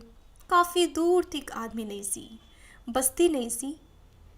ਮੈਨੂੰ ਉਹ ਜਗ੍ਹਾ ਬਹੁਤ ਅਜੀਬ ਲੱਗ ਰਹੀ ਸੀ। ਅਹਿਸਾਸ ਹੋ ਰਿਹਾ ਸੀ ਕਿ ਆਦਮੀ ਤੋਂ ਦੂਰ ਬਸਤੀ ਤੇ ਸ਼ੋਰ ਹੰਗਾਮੇ ਤੇ ਦੌੜਨ ਭੱਜਣ ਕੋਲੋਂ ਦੂਰ ਵੀ ਥਾਂ ਹੁੰਦੇ ਨੇ। ਉਹਨਾਂ ਦੀ ਆਪਣੀ ਹੋਂਦ ਹੁੰਦੀ ਹੈ। ਇਹ ਥਾਂ ਬੜੀ ਅਜੀਬ ਹੈ, ਮੈਂ ਕਿਹਾ। ਤੈਨੂੰ ਪਸੰਦ ਆਈ? ਉਸਨੇ ਪੁੱਛਿਆ। ਹਾਂ, ਬਹੁਤ ਪਸੰਦ ਆਈ। ਤੂੰ ਇੱਥੇ ਰਹਿਣਾ ਚਾਹੁੰਦਾ ਹੈ? ਮੈਂ ਚੁੱਪ ਰਿਹਾ। ਤੂੰ ਇਸ ਥਾਂ ਲਈ ਬਸਤੀ ਨੂੰ ਛੱਡ ਸਕਦਾ ਹੈ? ਉਸਨੇ ਪ੍ਰਸ਼ਨ ਕੀਤਾ। ਹਾਂ, ਛੱਡ ਸਕਦਾ ਹਾਂ, ਪਰ ਮੈਂ ਰਹਾਂਗਾ ਕਿੱਥੇ? ਮਕਾਨ ਵਿੱਚ ਰਹੇਂਗਾ, ਹੋਰ ਕਿੱਥੇ? ਮਕਾਨ ਕਿੱਥੇ ਹੈ? ਮਕਾਨ ਮੈਂ ਬਣਾਵਾਂਗਾ। ਤੂੰ ਮੇਰੇ ਲਈ ਮਕਾਨ ਬਣਾਵੇਂਗਾ? ਹਾਂ, ਬਣਾਵਾਂਗਾ, ਜੇਕਰ ਤੂੰ ਇੱਥੇ ਆਉਣਾ ਚਾਹੇ ਤਾਂ। ਜੇਕਰ ਤੂੰ ਮਕਾਨ ਬਣਾ ਦੇਵੇਂ ਤੇ ਮੈਂ ਆ ਜਾਵਾਂਗਾ। ਬਹੁਤੀ ਜਲਦੀ ਨਹੀਂ ਹੈ, ਸੋਚ ਲੈ। ਜਿਸ ਦਿਨ ਤੂੰ ਇੱਥੇ ਆਉਣ ਦਾ ਪੱਕਾ ਨਿਸ਼ਚਾ ਕਰ ਲਵੇਂਗਾ, ਮੈਨੂੰ ਸੁਨੇਹਾ ਦੇ ਦੇਵੀਂ। ਮੈਂ ਉਸੇ ਦਿਨ ਤੋਂ ਮਕਾਨ ਬਣਾਉਣਾ ਸ਼ੁਰੂ ਕਰ ਦੇਵਾਂਗਾ। ਮੈਂ ਸੋਚ ਲਿਆ ਹੈ। ਜੇਕਰ ਸੋਚ ਲਿਆ ਹੈ ਤਾਂ ਮਕਾਨ ਬਣਨਾ ਸ਼ੁਰੂ ਹੋ ਜਾਏਗਾ। ਪਰ ਉਹ ਕਹਿੰਦੇ ਹੋਏ ਸੋਚਣ ਲੱਗ ਗਿਆ। ਫਿਰ ਪੁੱਛਿਆ, ਤੂੰ ਤਾਂ ਇੱਕ ਮਕਾਨ ਵਿੱਚ ਰਹਿ ਰਿਹਾ ਹੈ? ਹਾਂ, ਰਹਿ ਰਿਹਾ, ਕਿਰਾਏ ਦੇ ਇੱਕ ਮਕਾਨ ਵਿੱਚ। ਉਹ ਮਕਾਨ ਤੇਰਾ ਆਪਣਾ ਨਹੀਂ? ਨਹੀਂ। ਕਿਰਾਇਆ ਦਿੰਦਾ ਹੈ? ਹਾਂ, ਦਿੰਦਾ ਹਾਂ। ਨਿਯਮ ਨਾਲ ਅਦਾਇਗੀ ਹੁੰਦੀ ਹੈ? ਹਾਂ, ਹੁੰਦੀ ਹੀ ਹੈ। ਤੇਰਾ ਵਿਚਾਰ ਇਹ ਤਾਂ ਨਹੀਂ ਕਿ ਇਹ ਮਕਾਨ ਤੈਨੂੰ ਬਿਨਾਂ ਕਿਰਾਏ ਤੋਂ ਮਿਲ ਜਾਏਗਾ? ਮੈਂ ਪਰੇਸ਼ਾਨ ਹੋ ਗਿਆ, ਸੋਚੀ ਪੈ ਗਿਆ। ਸਮਝ ਨਾ ਆਇਆ ਉਹ ਕੀ ਕਹਿ ਰਿਹਾ ਹੈ। ਮੈਂ ਪੁੱਛਿਆ, ਇੱਥੇ ਵੀ ਕਿਰਾਇਆ ਦੇਣਾ ਪਏਗਾ? ਉਹ ਮੁਸਕਰਾਇਆ। ਕਿਰਾਇਆ ਕਿੱਥੇ ਨਹੀਂ ਦੇਣਾ ਪੈਂਦਾ। ਜਿਸ ਥਾਂ ਵੀ ਟਿਕੋ ਕਿਰਾਇਆ ਤਾਂ ਦੇਣਾ ਪੈਂਦਾ ਹੈ। ਅਦਾਇਗੀ ਤਾਂ ਜ਼ਰੂਰੀ ਹੈ। ਇਸ ਮਕਾਨ ਦਾ ਕੀ ਕਿਰਾਇਆ ਹੋਏਗਾ? ਮੈਂ ਪੁੱਛਿਆ। ਕਿਰਾਇਆ ਬਾਅਦ ਵਿੱਚ ਤੈਅ ਹੋ ਜਾਏਗਾ। ਤੂੰ ਨਿਸ਼ਚਾ ਇਹ ਕਰਨਾ ਹੈ ਕਿ ਕਿਰਾਇਆ ਦੇਣਾ ਹੈ। ਠੀਕ ਹੈ, ਦੇਣਾ ਹੈ, ਦੇਵਾਂਗਾ। ਮੈਂ ਬਹੁਤ ਚਿਰ ਤੱਕ ਲੋਕਾਂ ਵਿੱਚ ਰਿਹਾ, ਸ਼ੋਰ ਸ਼ਰਾਬੇ ਹੰਗਾਮੇ ਵਿੱਚ ਰਿਹਾ, ਵਪਾਰਾਂ ਵਿੱਚ ਰਿਹਾ। ਹੁਣ ਮੈਂ ਇੱਥੇ ਰਹਿਣਾ ਚਾਹੁੰਦਾ ਹਾਂ, ਵੀਰਾਨੇ ਵਿੱਚ, ਤੇਰੇ ਕੋਲ। ਇਹ ਮੈਂ ਪ੍ਰਣ ਕਰ ਲਿਆ ਹੈ। ਕਿਰਾਏ ਲਈ ਤਿਆਰ ਹਾਂ। ਇੱਕ ਅੰਤਲੀ ਗੱਲ ਤੈਨੂੰ ਪੁੱਛਣੀ ਹੈ, ਉਸਨੇ ਕਿਹਾ। ਅੰਤਲੀ ਨਹੀਂ, ਹੋਰ ਵੀ ਜੋ ਕੁਝ ਤੂੰ ਪੁੱਛਣਾ ਹੈ ਪੁੱਛ ਲੈ, ਮੈਂ ਕਿਹਾ। ਤੂੰ ਮੇਰੀ ਖਾਤਰ ਵੀਰਾਨੇ ਵਿੱਚ ਆ ਰਿਹਾ ਹੈ ਜਾਂ ਵੀਰਾਨੇ ਦੀ ਖਾਮੋਸ਼ੀ ਤੇ ਚੁੱਪ ਕਰਕੇ? ਮੇਰੇ ਵਾਸਤੇ ਇਹ ਅਜੀਬ ਸਵਾਲ ਸੀ। ਝੱਟ ਹੀ ਫੈਸਲਾ ਕਰਨਾ ਔਖਾ ਸੀ। ਉਸਨੂੰ ਸ਼ਾਇਦ ਮੇਰੀ ਸਮੱਸਿਆ ਦਾ ਗਿਆਨ ਹੋ ਗਿਆ। ਉਸਨੇ ਕਿਹਾ, ਤੂੰ ਸੋਚ ਲੈ, ਮੈਂ ਤੇਰੇ ਮਕਾਨ ਲਈ ਜਗ੍ਹਾ ਵੇਖਦਾ ਹਾਂ। ਉਹ ਕੁਝ ਦੂਰ ਤੁਰ ਗਿਆ। ਕਿਸੇ ਥਾਂ ਤੋਂ ਮਿੱਟੀ ਤੇ ਕਿਸੇ ਥਾਂ ਤੋਂ ਪੱਥਰ ਚੁੱਕ ਕੇ ਉਹ ਦੂਰ ਵਗਾ ਮਾਰਦਾ। ਕੁਝ ਚਿਰ ਬਾਅਦ ਉਹ ਪਰਤ ਆਇਆ। ਤੂੰ ਸੋਚ ਲਿਆ? ਹਾਂ, ਸੋਚ ਲਿਆ, ਮੈਂ ਕਿਹਾ। ਕੀ ਉੱਤਰ ਹੈ ਤੇਰਾ? ਉਸਨੇ ਪੁੱਛਿਆ। ਮੈਂ ਦੁਵਿਧਾ ਵਿੱਚ ਹਾਂ। ਮੈਂ ਸ਼ਾਇਦ ਦੋਵੇਂ ਗੱਲਾਂ ਸੋਚ ਕੇ ਇੱਥੇ ਆਉਣ ਨੂੰ ਤਿਆਰ ਹਾਂ, ਜਾਂ ਫਿਰ ਕੋਈ ਵੀ ਗੱਲ ਨਹੀਂ, ਐਵੇਂ ਹੀ ਆ ਰਿਹਾ। ਉਸਦੇ ਚਿਹਰੇ ਤੋਂ ਲੱਗਿਆ ਕਿ ਉਹ ਮੇਰਾ ਉੱਤਰ ਸੁਣ ਕੇ ਬਹੁਤ ਖੁਸ਼ ਹੋ ਗਿਆ ਹੈ। ਉਸਨੇ ਕਿਹਾ, ਆਪਣੇ ਬਾਰੇ 'ਚ ਨਿਰਣਾ ਕਰਨਾ ਇਸ ਦੁਨੀਆ ਦੀ ਸਭ ਤੋਂ ਵੱਡੀ ਸਮੱਸਿਆ ਹੈ। ਅਸਲ 'ਚ ਅਸੀਂ ਕਦੀ ਇਹ ਗੱਲ ਸੋਚਦੇ ਹੀ ਨਹੀਂ ਕਿ ਅਸੀਂ ਕੋਈ ਫੈਸਲਾ ਕਰਨਾ ਹੈ ਜਾਂ ਕਰ ਸਕਦੇ ਹਾਂ। ਬਸਤੀ ਵਿੱਚ ਰਹਿ ਕੇ ਅਸੀਂ ਜਿੰਨੇ ਵੀ ਫੈਸਲੇ ਕਰਦੇ ਹਾਂ ਉਹ ਸਾਡੇ ਨਹੀਂ, ਬਸਤੀ ਦੇ ਹੁੰਦੇ ਹਨ। ਬਸਤੀ 'ਚ ਲੋਕ ਸਾਨੂੰ ਦੱਸਦੇ ਹੀ ਨਹੀਂ ਕਿ ਅਸੀਂ ਆਪਣੇ ਫੈਸਲੇ ਲਈ ਵੀ ਜੀਨੇ ਹਾਂ। ਵਿਚਕਾਰ ਗੋਤੇ ਖਾ ਰਿਹਾ ਆਦਮੀ ਹੀ ਕਿਨਾਰਾ ਢੂੰਡਦਾ ਹੈ। ਦੁਵਿਧਾ ਵਿੱਚ ਫਸਿਆ ਆਦਮੀ ਹੀ ਇੱਕ ਰਾਹ ਛੱਡ ਸਕਦਾ ਹੈ ਤੇ ਇੱਕ ਰਾਹ ਅਪਣਾ ਸਕਦਾ ਹੈ। ਤੂੰ ਦੁਵਿਧਾ ਵਿੱਚ ਹੈ। ਮੈਨੂੰ ਵਿਸ਼ਵਾਸ ਹੈ ਕਿ ਇੱਕ ਦਿਨ ਤੂੰ ਜੋ ਨਿਰਣਾ ਕਰੇਗਾ ਉਹ ਤੇਰਾ ਆਪਣਾ ਹੋਵੇਗਾ ਤੇ ਬਹੁਤ ਪੱਕਾ ਹੋਵੇਗਾ। ਮੈਂ ਤੇਰੇ ਲਈ ਮਕਾਨ ਬਣਾਉਣਾ ਸ਼ੁਰੂ ਕਰਨਾ ਹੈ। ਜੇਕਰ ਤੂੰ ਵੀ ਮੇਰੀ ਮਦਦ ਕਰੇਗਾ ਤਾਂ ਮਕਾਨ ਛੇਤੀ ਬਣ ਜਾਏਗਾ, ਉਸਨੇ ਕਿਹਾ। ਹਾਂ, ਮੈਂ ਮਦਦ ਕਰਾਂਗਾ। ਮੈਂ ਜਿਸ ਵੇਲੇ ਉਸਦੇ ਕੋਲ ਪਹੁੰਚਿਆ ਤਾਂ ਉਹ ਨੀਂਹ ਪੁੱਟ ਰਿਹਾ ਸੀ। ਮੈਂ ਛੇਤੀ ਨਾਲ ਉਸ ਕੋਲ ਪਹੁੰਚ ਕੇ ਨੀਂਹ ਪੁੱਟਣ ਵਿੱਚ ਸਹਾਇਤਾ ਕਰਨ ਲੱਗਾ। ਥਾਂ ਬਹੁਤ ਸਖਤ ਤੇ ਪਥਰੀਲੀ ਸੀ। ਮੈਂ ਆਪ ਵੀ ਨੀਂਹ ਪੁੱਟ ਰਿਹਾ ਸੀ ਤੇ ਉਸਨੂੰ ਵੀ ਵੇਖ ਰਿਹਾ ਸੀ। ਉਹ ਨੀਂਹ ਪੁੱਟਣ ਵਿੱਚ ਐਵੇਂ ਮਸ਼ਰੂਫ ਸੀ ਕਿ ਅੱਖ ਝਪਕਣ ਦੀ ਫੁਰਸਤ ਵੀ ਨਹੀਂ ਸੀ। ਲੱਗ ਰਿਹਾ ਸੀ ਜੇਕਰ ਇੱਕ ਪਲ ਲਈ ਵੀ ਉਸਨੇ ਨਜ਼ਰ ਹਟਾਈ ਤਾਂ ਪਤਾ ਨਹੀਂ ਕੀ ਵਰਤ ਜਾਏਗਾ। ਅਚਾਨਕ ਉਸਨੇ ਉੱਚੀ ਆਵਾਜ਼ ਦੇ ਕੇ ਮੈਨੂੰ ਬੁਲਾਇਆ, "ਐ ਵੇਖ ਕੀ ਨਿਕਲ ਰਿਹਾ ਹੈ।" ਮੇਰੀ ਸਮਝੇ ਕੁਝ ਨਾ ਆਇਆ। ਉਹ ਕੋਈ ਟੁੱਟਾ ਭੱਜਾ ਭਾਂਡਾ ਹੋ ਸਕਦਾ ਸੀ, ਮੂਰਤੀ ਹੋ ਸਕਦੀ ਸੀ, ਘੜਿਆ ਪੱਥਰ ਹੋ ਸਕਦਾ ਸੀ ਜਾਂ ਕੋਈ ਰੰਗਦਾਰ ਚੱਟਾਨ ਹੋ ਸਕਦੀ ਸੀ। ਅਸੀਂ ਦੋਵੇਂ ਖੋਦ ਰਹੇ ਸੀ, ਉਸਨੂੰ ਪੱਟ ਕੇ ਬਾਹਰ ਕੱਢਣ ਦਾ ਯਤਨ ਕਰ ਰਹੇ ਸੀ। ਪਰ ਜਿਵੇਂ ਜਿਵੇਂ ਅਸੀਂ ਡੂੰਘੇ ਉਤਰਦੇ ਗਏ ਉਹ ਚੀਜ਼ ਵੀ ਡੂੰਘੀ ਹੁੰਦੀ ਗਈ ਤੇ ਆਖਿਰ ਵਿੱਚ ਪਤਾ ਲੱਗਾ ਕਿ ਉਹ ਪੌੜੀਆਂ ਸੀ ਤੇ ਹੇਠਾਂ ਜਾ ਰਹੀਆਂ ਸੀ। ਜਿੱਥੇ ਤੇਰਾ ਮਕਾਨ ਬਣ ਰਿਹਾ ਹੈ ਇੱਥੇ ਸ਼ਾਇਦ ਪਹਿਲੇ ਵੀ ਮਕਾਨ ਸੀ ਤੇ ਹੁਣ ਕੋਲੋਂ ਡੂੰਘਾ ਸੀ। ਪਰ ਮਕਾਨ ਦੇ ਬਾਰੇ 'ਚ ਵੀ ਕੀ ਕਿਹਾ ਜਾ ਸਕਦਾ ਹੈ, ਕਿੱਥੇ ਬਣ ਜਾਵੇ ਕਿੱਥੇ ਅਲੋਪ ਹੋ ਜਾਵੇ। ਨੀਂਹ ਪੁੱਟੀ ਗਈ, ਭਰਤੀ ਹੋਈ, ਭਰਤੀ ਕਰਦਿਆਂ ਉਹ ਲਗਾਤਾਰ ਗੱਲਾਂ ਕਰਦਾ ਰਿਹਾ। ਮੈਂ ਪੱਥਰ ਢੋ ਰਿਹਾ ਸੀ ਤੇ ਉਹ ਉਹਨਾਂ ਨੂੰ ਮਿਲਾ ਕੇ ਜੋੜੀ ਜਾ ਰਿਹਾ ਸੀ। ਤੈਨੂੰ ਪਤਾ ਹੈ ਨੀਂਹ ਵਿੱਚ ਪੱਥਰ ਕਿਉਂ ਰੱਖਦੇ ਹਨ, ਮਿੱਟੀ ਕਿਉਂ ਨਹੀਂ ਪਾ ਦਿੰਦੇ? ਉਸਨੇ ਮੈਨੂੰ ਪੁੱਛਿਆ। ਮੇਰਾ ਵਿਚਾਰ ਹੈ ਪੋਲੀ ਤੇ ਕੱਚੀ ਨੀਂਹ ਤੇ ਕੰਧਾਂ ਖਲੋ ਨਹੀਂ ਸਕਦੀਆਂ। ਮੈਂ ਕਿਹਾ, ਹਾਂ ਮਿੱਟੀ ਵੀ ਪੈ ਸਕਦੀ ਹੈ ਪਰ ਮਕਾਨ ਛੇਤੀ ਢਹਿ ਪੈਣ ਦਾ ਖਤਰਾ ਹੈ। ਕੰਧਾਂ ਦੀ ਵਾਰੀ ਆਈ ਤਾਂ ਉਸਨੇ ਮੈਨੂੰ ਪੁੱਛਿਆ, ਤੂੰ ਮੇਰੇ ਮਕਾਨ ਵਾਲੇ ਪਾਸੇ ਦਰਵਾਜ਼ਾ ਰੱਖਣਾ ਹੈ ਜਾਂ ਪਿੱਠ? ਮੇਰੇ ਮਕਾਨ ਦਾ ਮੂੰਹ ਤੇਰੇ ਮਕਾਨ ਵੱਲ ਹੋਣਾ ਚਾਹੀਦਾ ਹੈ। ਮੈਂ ਕਿਹਾ। ਤਾਂ ਉਹ ਹੱਸ ਪਿਆ। ਜੇਕਰ ਤੇਰੇ ਮਕਾਨ ਦਾ ਮੂੰਹ ਮੇਰੇ ਮਕਾਨ ਵੱਲ ਹੋਇਆ ਤਾਂ ਤੂੰ ਵੀ ਮਕਾਨ ਵਿੱਚ ਕੂੜਾ, ਮਿੱਟੀ ਤੇ ਹੋਰ ਖੜ ਖੱਖੜ ਭਰ ਲਵੇਂਗਾ। ਉਹ ਕਿਉਂ? ਮੈਂ ਪੁੱਛਿਆ। ਆਦਮੀ ਉਹੀ ਕਰਨ ਦਾ ਆਦੀ ਹੋ ਜਾਂਦਾ ਹੈ ਜੋ ਕੁਝ ਉਸਦਾ ਗੁਆਂਢੀ ਕਰਦਾ ਹੋਵੇ। ਕਹਿੰਦੇ ਨੇ ਗੁਆਂਢੀ ਦਾ ਰੂਪ ਨਹੀਂ ਆਉਂਦਾ, ਮੱਤ ਆ ਜਾਂਦੀ ਹੈ। ਮੈਂ ਜੇਕਰ ਕਰਨਾ ਵੀ ਚਾਹਾਂਗਾ ਤਾਂ ਕਰ ਨਹੀਂ ਸਕਾਂਗਾ। ਮੈਂ ਇੱਕ ਕਲਾਕਾਰ ਨਹੀਂ ਬਣ ਸਕਦਾ, ਮੈਂ ਮੂਰਤੀ ਨਹੀਂ ਬਣ ਸਕਦਾ। ਕੰਧਾਂ ਚੜੀਆਂ, ਛੱਤ ਪੈ ਗਈ, ਰੰਗ ਦੀ ਵਾਰੀ ਆਈ ਤਾਂ ਉਸਨੇ ਕਿਹਾ, ਮੈਂ ਰੰਗ ਕਰਦਾ ਹਾਂ ਮੂਰਤੀਆਂ ਨੂੰ, ਮੈਂ ਵੇਖਣਾ ਚਾਹੁੰਦਾ ਹਾਂ ਕਿ ਮਕਾਨ ਨੂੰ ਕੈਸਾ ਰੰਗ ਕਰ ਸਕਦਾ ਹਾਂ। ਫਿਰ ਉਸਨੇ ਮਕਾਨ ਨੂੰ ਰੰਗਣਾ ਸ਼ੁਰੂ ਕੀਤਾ। ਮੈਂ ਵੇਖਣ ਲੱਗਾ।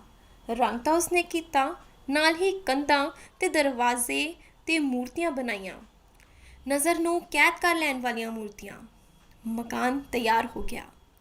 ਉਸਨੇ ਮੈਨੂੰ ਆਪਣਾ ਸਾਮਾਨ ਲੈ ਆਉਣ ਲਈ ਕਿਹਾ। ਮੈਂ ਸੋਚੀ ਪੈ ਗਿਆ। ਅਸਲ 'ਚ ਮੇਰੇ ਕੋਲ ਜੋ ਵੀ ਕੁਝ ਸੀ ਉਹ ਕਾਫੀ ਪੁਰਾਣਾ ਸੀ। ਮੈਨੂੰ ਲੱਗ ਰਿਹਾ ਸੀ ਕਿ ਉਸ ਨਵੇਂ ਮਕਾਨ ਵਿੱਚ ਪੁਰਾਣਾ ਕੁਝ ਵੀ ਲਿਆਣਾ ਮਕਾਨ ਤੇ ਰੰਗਾਂ ਦੀ ਹੱਦ ਤੱਕ ਹੈ, ਨਿਰਾਦਰ ਹੈ। ਮੈਂ ਉਸਨੂੰ ਕਿਹਾ, ਮੇਰਾ ਸਾਰਾ ਸਮਾਨ ਤਾਂ ਮੈਂ ਆਪ ਹੀ ਹਾਂ, ਮੇਰੇ ਕੋਲ ਤਾਂ ਕੋਈ ਸਮਾਨ ਨਹੀਂ, ਕੁਝ ਵੀ ਨਹੀਂ। ਉਹ ਬਹੁਤ ਹੱਸਿਆ। ਸਮਾਨ ਹੈ ਨਹੀਂ? ਤੂੰ ਚੰਗਾ ਆਦਮੀ ਹੈ, ਜੀ ਰਿਹਾ ਹੈ ਤੇ ਤੇਰੇ ਕੋਲ ਕੁਝ ਵੀ ਨਹੀਂ। ਬਸਤੀ ਵਿੱਚ ਕਿਵੇਂ ਰਹਿ ਰਿਹਾ ਸੀ ਤੂੰ? ਮੈਂ ਰਹਿ ਤਾਂ ਰਿਹਾ ਸੀ ਪਰ ਮੈਂ ਸੋਚਦਾ ਹੀ ਰਿਹਾ ਕਿ ਅੱਜ ਕੁਝ ਲਿਆਵਾਂਗਾ, ਕੱਲ ਕੁਝ ਲਿਆਵਾਂਗਾ, ਅੱਜ ਕਰਾਂਗਾ, ਕੱਲ ਕਰਾਂਗਾ, ਬਸ ਅੱਜ ਕੱਲ ਹੀ ਕਰਦਾ ਰਿਹਾ। ਮੈਨੂੰ ਇਹ ਗੱਲ ਸੁਖਾਈ ਨਹੀਂ। ਤੇਰੇ ਕੋਲ ਕੁਝ ਨਹੀਂ, ਤੂੰ ਕੁਝ ਵਰਤਿਆ ਨਹੀਂ। ਤੂੰ ਜਿਤਨਾ ਸੰਘਰਸ਼ ਮਕਾਨ ਵਾਸਤੇ ਕੀਤਾ ਹੈ ਉਹ ਸਾਰਾ ਮੇਰੇ ਵਿਚਾਰ 'ਚ ਵਿਅਰਥ ਕੀਤਾ ਹੈ। ਮੈਂ ਬਸਤੀ ਦੀ ਗੱਲ ਨਹੀਂ ਕਰਦਾ, ਪਰ ਸ਼ੋਰ ਤੇ ਲੋਕਾਂ ਤੋਂ ਦੂਰ ਮਕਾਨ ਵਿੱਚ ਤੂੰ ਹਰ ਚੀਜ਼ ਨੂੰ ਪੂਰਾ ਭੋਗ ਸਕਦਾ ਹੈ, ਸੁਣ ਸਕਦਾ ਹੈ, ਵੇਖਣ ਦਾ ਸਹੀ ਮਜ਼ਾ ਲੈ ਸਕਦਾ ਹੈ। ਮੈਂ ਦੂਜੇ ਹੀ ਦਿਨ ਮਕਾਨ ਵਿੱਚ ਆ ਗਿਆ। ਥੋੜ੍ਹਾ ਬਹੁਤ ਸਮਾਨ ਜੋ ਸੀ ਲੈ ਆਇਆ। ਮਕਾਨ ਦੇ ਅੰਦਰ ਬਹਿਣ ਦੇ ਬਾਅਦ ਮੈਂ ਤੀਬਰਤਾ ਨਾਲ ਮਹਿਸੂਸ ਕੀਤਾ ਕਿ ਮਕਾਨ ਵਿੱਚ ਕੁਝ ਹੋਣਾ ਚਾਹੀਦਾ ਹੈ। ਕੁਝ ਨਹੀਂ, ਬਹੁਤ ਕੁਝ ਹੋਣਾ ਚਾਹੀਦਾ ਹੈ। ਬਹੁਤ ਕੁਝ ਵੀ ਨਹੀਂ, ਸਾਰਾ ਕੁਝ ਹੋਣਾ ਚਾਹੀਦਾ ਹੈ। ਬਸਤੀ ਵਿੱਚ ਮੈਨੂੰ ਸਾਰਾ ਦਿਨ ਇੱਕ ਵੱਡੀ ਮਸ਼ੀਨ ਨਾਲ ਲੜਨਾ ਪੈਂਦਾ ਸੀ। ਉਹ ਮਸ਼ੀਨ ਸ਼ਾਮ ਨੂੰ ਮੈਨੂੰ ਕੁਝ ਨਾ ਕੁਝ ਦੇ ਦਿੰਦੀ ਸੀ। ਮੇਰੇ ਸਿਰ 'ਤੇ ਇੱਕ ਛੋਟੀ ਜਿਹੀ ਮਸ਼ੀਨ ਸੀ। ਮੈਂ ਮਕਾਨ ਵਿੱਚ ਪੈਰ ਧਰਿਆ ਤਾਂ ਕੁਝ ਹੈਰਾਨ ਹੋਇਆ। ਬਹੁਤ ਸੋਹਣੀਆਂ ਕੁਝ ਮੂਰਤੀਆਂ ਸਜੀਆਂ ਸਨ। ਕੰਧਾਂ ਨਾਲ 2-4 ਚਿਹਰੇ ਲਟਕ ਰਹੇ ਸਨ। ਵਾਤਾਵਰਨ ਕੁਝ ਬਦਲਿਆ ਜਾਪਦਾ ਸੀ। ਮੇਰੇ ਬੈਠਦਿਆਂ ਹੀ ਉਹ ਆ ਗਿਆ। ਉਸ ਦੀ ਨਜ਼ਰ ਮਸ਼ੀਨ 'ਤੇ ਪਈ ਤਾਂ ਉਹ ਖੁਸ਼ ਹੋਇਆ। ਹੁਣ ਤੈਨੂੰ ਆਪਣਾ ਕੁਝ ਧਿਆਨ ਆਇਆ ਹੈ। ਮੈਂ ਤੇਰੇ ਮਕਾਨ ਵਿੱਚ ਆਇਆ ਤਾਂ ਮਹਿਸੂਸ ਹੋਇਆ ਮੈਂ ਵੀਰਾਨੇ 'ਚ ਬੈਠਾ ਹਾਂ। ਮੈਂ ਇੱਥੇ ਕੁਝ ਚੀਜ਼ਾਂ ਲਿਆ ਕੇ ਸਜਾ ਦਿੱਤੀਆਂ ਨੇ। ਇਹ ਮੂਰਤੀਆਂ ਤੇ ਚਿਹਰੇ ਕੈਸੇ ਲੱਗ ਰਹੇ ਹਨ? ਬਹੁਤ ਖੂਬਸੂਰਤ, ਮੈਂ ਕਿਹਾ। ਮੂਰਤੀਆਂ ਤਾਂ ਕਮਾਲ ਹਨ ਤੇ ਇਹ ਚਿਹਰੇ ਮੈਂ ਪਹਿਲੇ ਵੀ ਵੇਖੇ ਸੀ। ਪਹਿਲਾਂ ਵੀ ਤਾਂਘ ਜਾਗੇ ਸੀ ਕਿ ਮੈਂ ਸਾਰੇ ਹੀ ਪਾ ਲਵਾਂ। ਇਹ ਕੀ ਲੈ ਆਇਆ ਤੂੰ? ਉਸਨੇ ਪੁੱਛਿਆ। ਇਹ ਇੱਕ ਮਸ਼ੀਨ ਹੈ, ਬਹੁਤ ਚਮਤਕਾਰੀ ਹੈ। ਬਸਤੀ ਵਾਲਿਆਂ ਦਾ ਨਵਾਂ ਅਵਿਸ਼ਕਾਰ ਹੈ। ਇਹ ਮਸ਼ੀਨ ਆਦਮੀ ਨੂੰ ਆਦਮੀ ਦੀ ਆਵਾਜ਼ ਸੁਣਾ ਦਿੰਦੀ ਹੈ। ਕੀ ਕਿਹਾ? ਮੈਂ ਸਮਝਿਆ ਨਹੀਂ। ਇਹ ਮਸ਼ੀਨ ਕੀ ਕਰਦੀ ਹੈ? ਇਸ ਦੇ ਕੋਲ ਬਹਿ ਕੇ ਗੱਲਾਂ ਕਰਦੀਆਂ ਹਨ। ਇਹ ਉਹੀ ਗੱਲਾਂ ਆਦਮੀ ਨੂੰ ਸੁਣਾ ਦਿੰਦੀ ਹੈ। ਉਹ ਠਹਾਕਾ ਮਾਰ ਕੇ ਹੱਸਿਆ। ਮੈਂ ਸਮਝ ਰਿਹਾ ਸੀ ਕਿ ਇਹ ਮਸ਼ੀਨ ਆਦਮੀ ਨਾਲ ਗੱਲਾਂ ਕਰਦੀ ਹੈ। ਹੁਣ ਸਮਝਿਆ ਹਾਂ ਕਿ ਇਹ ਮਸ਼ੀਨ ਆਦਮੀ ਦੀ ਗੱਲ ਆਦਮੀ ਨੂੰ ਸੁਣਾ ਦਿੰਦੀ ਹੈ। ਪਰ ਉਹ ਫਿਰ ਕੁਝ ਉਦਾਸ ਹੋ ਗਿਆ। ਪਰ ਆਦਮੀ ਆਪਣੀ ਗੱਲ ਮਸ਼ੀਨ ਦੇ ਬਿਨਾਂ ਵੀ ਸੁਣ ਸਕਦਾ ਹੈ। ਉਹ ਕਿਵੇਂ? ਮੈਂ ਪੁੱਛਿਆ। ਆਦਮੀ ਦੇ ਬਾਹਰ ਵੀ ਕੰਨ ਹਨ ਤੇ ਅੰਦਰ ਵੀ ਕੰਨ ਹਨ। ਬਾਹਰ ਦੀ ਗੱਲ ਆਦਮੀ ਬਾਹਰੋਂ ਸੁਣਦਾ ਹੈ ਤੇ ਅੰਦਰ ਦੀ ਗੱਲ ਅੰਦਰੋਂ। ਖੈਰ, ਛੱਡ ਇਸ ਫਾਲਤੂ ਗੱਲ ਨੂੰ। ਇਹ ਮਸ਼ੀਨ ਬਹੁਤ ਸੋਹਣੀ ਹੈ। ਅੱਜ ਤਾਂ ਬਹੁਤ ਵੱਡਾ ਚਮਤਕਾਰ ਲੱਗਦੀ ਹੈ। ਇਸ ਮਕਾਨ ਵਿੱਚ ਬਹੁਤ ਸੋਹਣੀ ਫਬ ਰਹੀ ਹੈ। ਹੁਣ ਕੋਈ ਗੱਲ ਕਰਕੇ ਇਸ ਦੇ ਕੋਲੋਂ ਸੁਣਵਾ ਦੇ। ਮੈਂ ਮਸ਼ੀਨ ਚਲਾਈ ਤੇ ਕਿਹਾ, ਅਸੀਂ ਦੋਵੇਂ ਗੱਲਾਂ ਕਰਦੇ ਹਾਂ। ਮਸ਼ੀਨ ਪਾਸੇ ਟਿਕਟਿਕੀ ਲਗਾ ਕੇ ਵੇਖਦਾ ਰਿਹਾ। ਫਿਰ ਮੈਂ ਕਿਹਾ, ਲੈ ਹੁਣ ਸੁਣਾ ਦੇਗੀ। ਆ ਹੁਣ ਗੱਲਾਂ ਕਰੀਏ। ਅਸੀਂ ਗੱਲਾਂ ਕਰਦੇ ਰਹੇ। ਉਹ ਮਸ਼ੀਨ, ਅਸੀਂ ਜੋ ਕੁਝ ਕਿਹਾ, ਇਸੇ ਮਸ਼ੀਨ ਨੇ ਯਾਦ ਕਰ ਲਿਆ। ਮਸ਼ੀਨ ਸਾਡੀ ਗੱਲ ਦੁਹਰਾ ਕੇ ਚੁੱਪ ਹੋ ਗਈ। ਉਸਦੇ ਮੁਹਾਂਦਰੇ ਤੋਂ ਜਾਪ ਰਿਹਾ ਸੀ ਕਿ ਉਹ ਮਸ਼ੀਨ ਨੂੰ ਵੇਖ ਕੇ ਹੈਰਾਨ ਵੀ ਹੈ ਤੇ ਖੁਸ਼ ਵੀ। ਤੈਨੂੰ ਮਸ਼ੀਨ ਕੈਸੀ ਲੱਗੀ? ਮੈਂ ਪੁੱਛਿਆ। ਇਹ ਤਾਂ ਸੱਚ ਹੀ ਕਮਾਲ ਹੈ। ਕਮਾਲ ਦਾ ਜਾਦੂ ਹੈ। ਇਸ ਮਸ਼ੀਨ ਰਾਹੀਂ ਆਦਮੀ ਆਪਣੇ ਅਤੀਤ ਨੂੰ ਜ਼ਿੰਦਾ ਰੱਖ ਸਕਦਾ ਹੈ। ਘੜੀ ਘੜੀ ਅਤੀਤ ਵਿੱਚ ਜਾ ਸਕਦਾ ਹੈ। ਹੁਣ ਨੂੰ ਤੇ ਵਰਤਮਾਨ ਨੂੰ ਵੀ ਭੁੱਲ ਸਕਦਾ ਹੈ। ਇਹ ਸੱਚ ਹੀ ਗਜ਼ਬ ਹੈ। ਬਸਤੀ ਵਿੱਚ ਕਾਫੀ ਲੋਕਾਂ ਕੋਲ ਇਹ ਮਸ਼ੀਨ ਹੋਵੇਗੀ? ਉਸਨੇ ਪੁੱਛਿਆ। ਹਾਂ, ਲਗਭਗ ਸਾਰਿਆਂ ਦੇ ਕੋਲ ਹੈ। ਸਾਰੇ ਇਸ ਨੂੰ ਵਰਤਦੇ ਹਨ। ਮੈਂ ਕਿਹਾ। ਕਦੀ ਇਸ ਦੇ ਵਿੱਚ ਅਜਿਹੀ ਗੱਲ ਹੋ ਜਾਵੇ ਕਿ ਇਹ ਕੋਈ ਗੱਲ ਰਟਣ ਦੀ ਥਾਂ ਨਵੀਂ ਗੱਲ ਸੁਣਾਏ, ਜਾਂ ਕੋਈ ਐਸੀ ਗੱਲ ਜੋ ਇਸਨੇ ਸੁਣੀ ਨਾ ਹੋਵੇ? ਗੱਲ ਤਾਂ ਇਹ ਜੋ ਕੁਝ ਸੁਣਦੀ ਹੈ ਉਹੀ ਸੁਣਾਉਂਦੀ ਹੈ, ਪਰ ਹੋ ਸਕਦਾ ਹੈ ਕੋਈ ਮਸ਼ੀਨ ਅਜਿਹੀ ਵੀ ਬਣ ਜਾਏ ਜੋ ਸੁਣੇ ਬਿਨਾਂ ਹੀ ਸੁਣਾ ਸਕੇ। ਮੈਂ ਕਿਹਾ। ਇੱਕ ਗੱਲ ਮੈਂ ਪੁੱਛਣਾ ਹੀ ਭੁੱਲ ਗਿਆ। ਇਹ ਮਸ਼ੀਨ ਕੰਮ ਕਿਵੇਂ ਕਰਦੀ ਹੈ? ਉਸਨੇ ਪੁੱਛਿਆ। ਕੰਮ ਕਿਵੇਂ ਕਰਦੀ ਹੈ? ਇਹ ਪ੍ਰਸ਼ਨ ਤਾਂ ਪ੍ਰਸ਼ਨ ਹੀ ਨਹੀਂ ਹੈ। ਕੱਲ ਪੁਰਜ਼ੇ ਲੱਗੇ ਹਨ। ਦਬਾ ਦਿਓ ਤਾਂ ਤੁਰ ਪੈਂਦੀ ਹੈ, ਦਬਾ ਦਿਓ ਤਾਂ ਬੰਦ ਹੋ ਜਾਂਦੀ ਹੈ। ਮੈਂ ਹੱਸ ਕੇ ਜਵਾਬ ਦਿੱਤਾ। ਉਹ ਵੀ ਉਤਨੀ ਰਫ਼ਤਾਰ ਨਾਲ ਹੱਸਿਆ। ਇਹ ਮਸ਼ੀਨ ਨੂੰ ਕੱਲ ਪੁਰਜ਼ੇ ਚਲਾਉਂਦੇ ਹਨ? ਨਹੀਂ, ਕੱਲ ਪੁਰਜ਼ੇ ਤਾਂ ਆਪ ਚੱਲਦੇ ਹਨ। ਮਸ਼ੀਨ ਨੂੰ ਸ਼ਕਤੀ ਚਲਾਉਂਦੀ ਹੈ। ਇਸ ਮਸ਼ੀਨ ਦਾ ਸੁੱਖ ਤੂੰ ਕੀ ਲੱਭਿਆ ਹੈ? ਉਸਨੇ ਪੁੱਛਿਆ। ਮੇਰਾ ਇੱਕ ਦੁਖਾਂਤ ਰਿਹਾ ਹੈ। ਮੈਂ ਜਿਸ ਸਮੇਂ ਬੋਲਦਾ ਸੀ ਤਾਂ ਸੁਣ ਨਹੀਂ ਸੀ ਸਕਦਾ। ਜਿਸ ਵੇਲੇ ਮੈਂ ਸੁਣ ਰਿਹਾ ਹੁੰਦਾ ਤਾਂ ਬੋਲ ਨਹੀਂ ਸੀ ਸਕਦਾ। ਹੁਣ ਮੈਂ ਬੋਲਾਂਗਾ ਵੀ ਤੇ ਸੁਣਾਂਗਾ ਵੀ। ਇੱਕ ਦਿਨ ਮੈਂ 2-3 ਵੱਖ-ਵੱਖ ਰੰਗਾਂ ਤੇ ਵੱਖ-ਵੱਖ ਢੰਗਾਂ ਦੇ ਲਿਬਾਸ ਲੈ ਆਇਆ। ਲਿਬਾਸ ਵੇਖ ਕੇ ਉਹ ਬਹੁਤ ਖੁਸ਼ ਹੋਇਆ। ਇੱਕ ਲਿਬਾਸ ਨੂੰ ਉਸਨੇ ਕਈ ਵਾਰੀ ਵੇਖਿਆ ਤੇ ਸਲਾਇਆ। ਉਹਨਾਂ ਵਿੱਚੋਂ ਇੱਕ ਲਿਬਾਸ ਉਸਨੇ ਕੁਝ ਚਿਰ ਤੱਕ ਪਾਈ ਰੱਖਿਆ। ਪਾ ਕੇ ਉਹ ਝੂਮਦਾ ਰਿਹਾ ਤੇ ਗੁਣਗੁਣਾਉਂਦਾ ਰਿਹਾ। ਫਿਰ ਉਸਨੇ 2-4 ਮੂਰਤੀਆਂ ਚੁੱਕ ਲਈਆਂ ਤੇ ਕਿਹਾ, ਆਦਮੀ ਲਈ ਲਿਬਾਸ ਵੀ ਇੱਕ ਵਰਦਾਨ ਹੈ। ਪਾਇਆ ਹੋਵੇ ਤਾਂ ਆਦਮੀ ਦਾ ਮੁੱਲ ਵੱਧ ਜਾਂਦਾ ਹੈ। ਜੋ ਚੀਜ਼ ਉਸਨੇ ਚੁੱਕੀ ਹੋਵੇ ਜਾਂ ਬਣਾਈ ਹੋਵੇ, ਉਸਦੀ ਕੀਮਤ ਵੀ ਦੁੱਗਣੀ ਹੋ ਜਾਂਦੀ ਹੈ। ਇਹ ਲਿਬਾਸ ਬਹੁਤ ਕੁਝ ਢੱਕ ਵੀ ਲੈਂਦਾ ਹੈ। ਇਸ ਨੂੰ ਪਾ ਕੇ ਮੈਂ ਉਹ ਨਹੀਂ ਦਿਸ ਰਿਹਾ ਜੋ ਮੈਂ ਹਾਂ। ਮੈਂ ਕੁਝ ਹੋਰ ਬਣ ਗਿਆ ਹਾਂ, ਹੋਰ ਹੀ ਦਿਸ ਰਿਹਾ ਹਾਂ। ਲਿਬਾਸ ਦਾ ਧਿਆਨ ਤੈਨੂੰ ਕਦੇ ਨਹੀਂ ਸੀ ਆਉਣਾ ਜੇਕਰ ਤੂੰ ਇਸ ਮਕਾਨ ਵਿੱਚ ਨਾ ਆਇਆ ਹੁੰਦਾ। ਪਰ ਮੈਨੂੰ ਇਹ ਵੀ ਅਹਿਸਾਸ ਹੋ ਰਿਹਾ ਹੈ ਕਿ ਆਦਮੀ ਤੇ ਲਿਬਾਸ ਦਾ ਰਿਸ਼ਤਾ ਕੁਝ ਉਲਟਾ ਜਿਹਾ ਹੈ। ਆਦਮੀ ਦਾ ਲਿਬਾਸ ਜਾਂ ਲਿਬਾਸ ਦਾ ਆਦਮੀ। ਆਦਮੀ ਲਿਬਾਸ ਨਹੀਂ ਹੈ ਤੇ ਲਿਬਾਸ ਆਦਮੀ ਨਹੀਂ ਹੈ। ਇਸ ਨੂੰ ਜ਼ਰੂਰ ਵਰਤਣਾ ਚਾਹੀਦਾ ਹੈ ਤਾਂ ਜੇ ਆਦਮੀ ਲਿਬਾਸ ਵਾਲਾ ਦਿਸੇ ਤੇ ਲਿਬਾਸ ਆਦਮੀ ਵਾਲਾ। ਪਰ ਇੱਕ ਗੱਲ ਤੈਨੂੰ ਪੁੱਛਣੀ ਹੈ, ਤੂੰ ਇਹ ਲਿਬਾਸ ਲੋਕਾਂ ਨੂੰ ਵਿਖਾਉਣ ਲਈ ਲਿਆਂਦੇ ਹੈ ਜਾਂ ਪਾਉਣ ਲਈ? ਇਹ ਲਿਬਾਸ ਮੈਂ ਆਪਣੇ ਵਰਤਨ ਲਈ ਲਿਆਂਦੇ ਹਨ, ਪਰ ਇਹ ਤਾਂ ਬਹੁਤ ਥੋੜ੍ਹੇ ਹਨ, ਸਿਰਫ 2-3। ਇਹਨਾਂ ਨਾਲ ਤਾਂ ਤੈਨੂੰ 2 ਜਾਂ 3 ਅਨੁਭਵ ਹੀ ਹੋ ਸਕਦੇ ਹੈ। ਤੇਰੇ ਕੋਲ ਤਾਂ ਅਣਗਿਣਤ ਲਿਬਾਸ ਹੋਣੇ ਚਾਹੀਦੇ ਨੇ ਤਾਂ ਜੋ ਤੂੰ ਆਪਣੇ ਆਪ ਨੂੰ ਕਈ ਆਕਾਰਾਂ ਤੇ ਰੰਗਾਂ ਵਿੱਚ ਮਹਿਸੂਸ ਕਰ ਸਕੇ। ਮੈਂ ਹੌਲੀ-ਹੌਲੀ ਬਹੁਤ ਸਾਰੇ ਲਿਬਾਸ ਇਕੱਠੇ ਕਰ ਲਵਾਂਗਾ। ਤੇਰੀ ਮਸ਼ੀਨ ਕੈਸੀ ਚੱਲ ਰਹੀ ਹੈ? ਅਜੇ ਤਾਂ ਘੱਟ ਵੱਧ ਹੀ ਵਰਤੀ ਹੈ।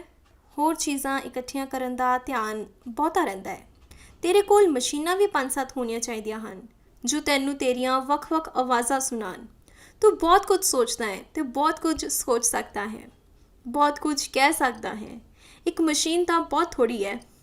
ਹੋਰ ਲਿਆਵਾਂਗਾ। ਤੂੰ ਹੋਰ ਕੀ ਲਿਆਉਣ ਦੀ ਸੋਚ ਰਿਹਾ ਹੈ? ਇੱਕਦਮ ਤਾਂ ਕੁਝ ਵੀ ਨਹੀਂ ਸੋਚ ਸਕਦਾ, ਵਾਰੀ-ਵਾਰੀ ਹੀ ਸੋਚਣਾ ਪੈ ਰਿਹਾ ਹੈ। ਇੱਕ ਗੱਲ ਮੈਂ ਤੇਰੇ ਤੋਂ ਪੁੱਛਣਾ ਚਾਹੁੰਦਾ ਹਾਂ। ਮੈਂ ਜਾਣਦਾ ਹਾਂ ਤੂੰ ਕੀ ਪੁੱਛੇਂਗਾ। ਕੀ ਪੁੱਛਾਂਗਾ ਮੈਂ ਤੈਨੂੰ ਉੱਤਰ ਹੀ ਦੇ ਦਿੰਦਾ ਹਾਂ। ਤੂੰ ਸਭ ਕੁਝ ਲਿਆ ਕੇ ਆਪਣੇ ਕਮਰੇ ਵਿੱਚ ਭਰ ਵੀ ਦਵੇਂ ਤਾਂ ਵੀ ਮੇਰੇ ਕਮਰੇ ਜਿਤਨੇ ਖਿਲਾਰੇ ਦੇ ਬਰਾਬਰ ਨਹੀਂ ਹੋ ਸਕਦਾ।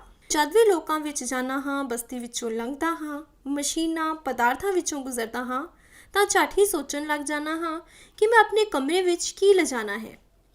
ਮੈਂ ਉਸ ਨੂੰ ਲੈ ਸਕਦਾ ਹਾਂ ਕਿ ਨਹੀਂ। ਫਿਰ ਜੇਕਰ ਮੈਂ ਇੱਕ ਚੀਜ਼ ਲਈ ਕਠਿਨ ਸੰਘਰਸ਼ ਕਰਦਾ ਹਾਂ ਤਾਂ ਉਸ ਦਾ ਪੂਰਾ ਆਨੰਦ ਲੈ ਸਕਦਾ ਹਾਂ ਜਾਂ ਨਹੀਂ। ਆਦਮੀ ਦੇ ਮਨੋਰੰਜਨ ਲਈ, ਵਰਤਣ ਲਈ ਤੇ ਭੋਗਣ ਵਾਸਤੇ ਬਸਤੀ ਵਿੱਚ ਅਣਗਿਣਤ ਚੀਜ਼ਾਂ ਬਣ ਚੁੱਕੀਆਂ ਹਨ। ਉਹਨਾਂ ਦੇ ਮੁੱਲ, ਕੰਮਾਂ ਤੇ ਚਮਤਕਾਰਾਂ ਵਿੱਚ ਵੀ ਫਰਕ ਹੈ। ਬਹੁਤ ਵੱਡੀਆਂ ਤੇ ਭਾਰੀਆਂ ਚੀਜ਼ਾਂ ਦੇ ਰੰਗ ਰੂਪ, ਗੁਣ ਤੇ ਚਮਤਕਾਰ ਵੀ ਭਾਰੀ ਸਨ ਤੇ ਵਪਾਰ ਵੀ ਭਾਰੇ ਸਨ। ਮੁੱਲ ਮਾਨ ਵੀ ਭਾਰੇ ਸਨ। ਕੁਝ ਚੀਜ਼ਾਂ ਦਰਮਿਆਨੀਆਂ ਸਨ, ਉਹਨਾਂ ਵਿੱਚ ਆਕਰਸ਼ਣ ਤੇ ਆਨੰਦ ਕੁਝ ਘੱਟ ਸੀ। ਬਹੁਤ ਸਾਰੀਆਂ ਚੀਜ਼ਾਂ ਬਹੁਤ ਹਲਕੇ ਮੁੱਲਾਂ ਦੀਆਂ ਸਨ। ਆਕਰਸ਼ਣ, ਗੁਣ ਤੇ ਰੰਗ ਦੇ ਪੱਖੋਂ ਉਹ ਹਲਕੀਆਂ ਤੇ ਛੋਟੀਆਂ ਸਨ। ਬਸਤੀ ਨੇ ਲੋਕ ਬਣਾਏ ਸਨ। ਲੋਕਾਂ ਅੱਗੇ ਬਹੁਤ ਕੁਝ ਬਣਿਆ ਸੀ, ਪਰ ਜੋ ਵੀ ਕੁਝ ਲੋਕਾਂ ਅੱਗੇ ਬਣਾਇਆ ਸੀ ਉਹ ਉਹਨਾਂ ਨੂੰ ਆਪ ਵੀ ਪਤਾ ਨਹੀਂ ਸੀ ਲੱਗ ਰਿਹਾ ਕੀ ਬਣ ਗਿਆ ਹੈ। ਇਤਨਾ ਜ਼ਰੂਰ ਸੀ ਕਿ ਨਵੇਂ ਵਿੱਚ ਲੋਕ ਆਪਣਾ ਨਵਾਂ ਰੂਪ ਵੇਖਣ ਦਾ ਯਤਨ ਕਰ ਰਹੇ ਸਨ। ਜਗਾਉਣ ਵਾਲੀਆਂ ਮਸ਼ੀਨਾਂ, ਸੁਆਹ ਦੇਣ ਵਾਲੀਆਂ ਮਸ਼ੀਨਾਂ, ਆਪਣੇ ਨਾਲ ਮਿਲਾ ਦੇਣ ਵਾਲੇ ਯੰਤਰ, ਆਪਣੇ ਆਪ ਤੋਂ ਵਿਛੋੜਨ ਵਾਲੇ ਯੰਤਰ, ਆਦਮੀ ਨੂੰ ਔਰਤ ਬਣਾ ਦੇਣ ਵਾਲੀਆਂ ਮਸ਼ੀਨਾਂ, ਔਰਤ ਨੂੰ ਆਦਮੀ ਬਣਾ ਦੇਣ ਵਾਲੀਆਂ ਮਸ਼ੀਨਾਂ, ਦੋਵਾਂ ਨੂੰ ਵਿਚਕਾਰਲੀ ਜਾਤ ਬਣਾ ਕੇ ਦੇਣ ਵਾਲੀਆਂ ਮਸ਼ੀਨਾਂ, ਬਿਨਾਂ ਮਰਦ ਤੋਂ ਬਿਨਾਂ ਔਰਤ ਦੇ ਇਨਸਾਨ ਪੈਦਾ ਕਰ ਦੇਣ ਵਾਲੀਆਂ ਮਸ਼ੀਨਾਂ, ਆਦਮੀ ਨੂੰ ਘੁਮਾਉਣ ਵਾਲੀਆਂ ਮਸ਼ੀਨਾਂ, ਮਸ਼ੀਨਾਂ ਨੂੰ ਘੁਮਾਉਣ ਵਾਲੇ ਆਦਮੀ, ਬਸਤੀ ਨੂੰ ਰੌਸ਼ਨ ਕਰ ਦੇਣ ਵਾਲੇ ਯੰਤਰ, ਬਸਤੀ ਨੂੰ ਹਨੇਰਾ ਕਰ ਦੇਣ ਵਾਲੇ ਯੰਤਰ, ਯੰਤਰਾਂ ਨੂੰ ਪੜ੍ਹਾਉਣ ਵਾਲੇ ਆਦਮੀ, ਆਦਮੀਆਂ ਨੂੰ ਪੜ੍ਹਾਉਣ ਵਾਲੇ ਯੰਤਰ, ਉੱਡਣ ਤੇ ਡੁੱਬਣ ਵਾਲੇ ਯੰਤਰ, ਉਡਾਨ ਤੇ ਡੋਬਣ ਵਾਲੇ ਯੰਤਰ, ਨਿਯਮ ਬਣਾਉਣ ਤੇ ਤੋੜਨ ਵਾਲੇ ਯੰਤਰ, ਹੁਕਮ ਦੇਣ ਤੇ ਹੁਕਮ ਲੈਣ ਵਾਲੇ ਯੰਤਰ, ਮਰਨ ਵਾਲੇ ਯੰਤਰ, ਮਾਰਨ ਵਾਲੇ ਯੰਤਰ। ਮੈਂ ਪਹਿਲਾਂ ਬਸਤੀ ਵਿੱਚ ਹੀ ਰਹਿ ਰਿਹਾ ਸੀ।